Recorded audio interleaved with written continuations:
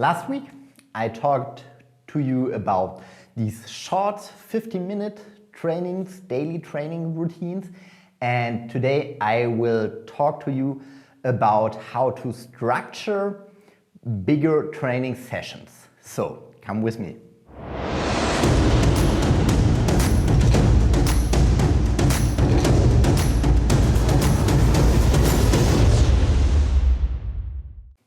When I talk about bigger training sessions, I mean about 19 minutes to 2 hours. That is a length that in my experience is pretty good for juggling or the flow art. If you even want to train more, I highly recommend to split it into 2 training sessions per day. But first, hey, I'm Kai. I run this YouTube channel. I'm a professional juggler.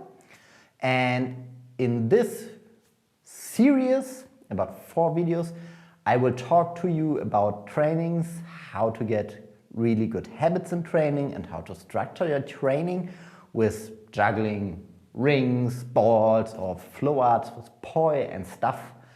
If you like the new video concept and want to learn more about it, please consider to subscribe to the channel to make me a Christmas gift. So share it to everybody, because I would be awesome if I reached the 500 subscribers this year.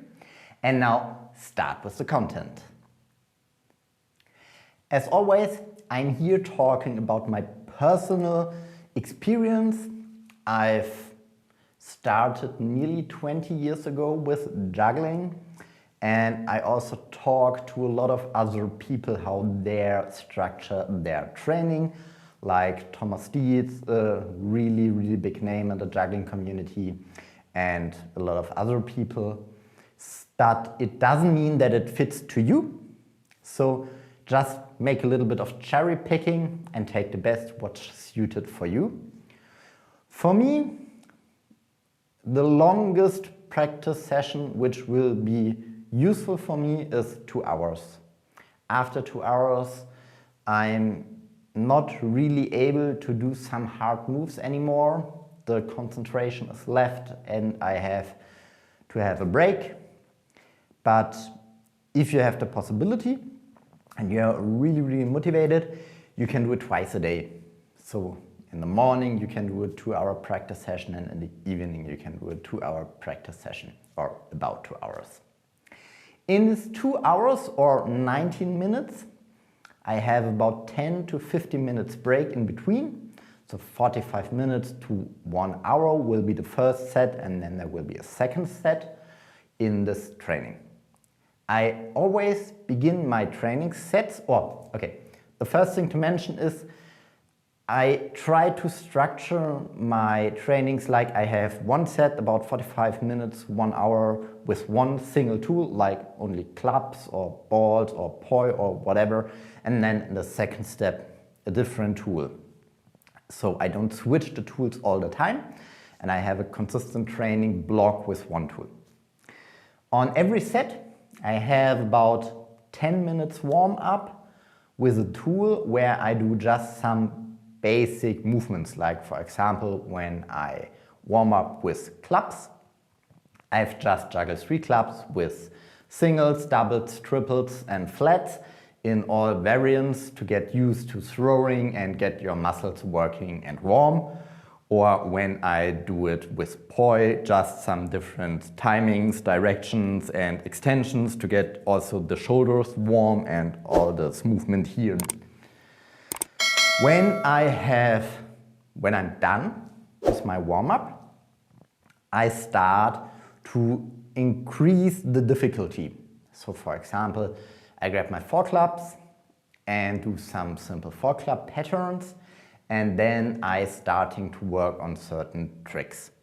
So my goal is to go from a really simple warm-up, which makes a really good base layer and are basically some easy moves, to increase step by step to make the hardest trainings or hardest tricks at the end of the training or of this trainings block, again as I mentioned. And after my second trainings block, I normally do a little bit of stretching. I have there some itchies and niggles here and there, where I have my personal stretching routines. I honestly don't want to show them to you because it's a real personal thing where I have problems with like this muscle or with this tendon. So you have to find it to yourself, where are your problems and where you have to work on your flexibility or have to stretch to relax the muscle itself. How often you should do this training with 2 sets? Perfectly, it would be 2 to 3 times a week. That's what I personally try, but I be honest, most of the time at the moment I've just reached 1 or 2 training sessions per week. It's a little bit of a hassle for me to get all with the new family in 1 week and 24 hours a day, but I highly recommend to do it twice or 3 times a week. That would be absolutely perfect. And to round it up, to say in your training sessions, it's not a bad habit to track your progression, like where you want to go with which trick and where are you on this journey. And also it isn't a bad habit to block a specific time in your training where you're just free-flowing, like juggling whatever you want, whatever pattern you want, so that you stay motivated and keep having fun, because it's all about having fun on this and not just to be really boring and repetitive in the training. That's demotivative. So maybe if you're the kind of guy, block a little bit of free time in your training sessions to have fun and just tinkering and playing around. I hope I could help you to structure your trainings plan a little bit better. If you like content like that, please consider to subscribe to the channel. If you haven't already, there are 2 more videos upcoming about training and training structure. And here you find another video from me. See you next week. Bye.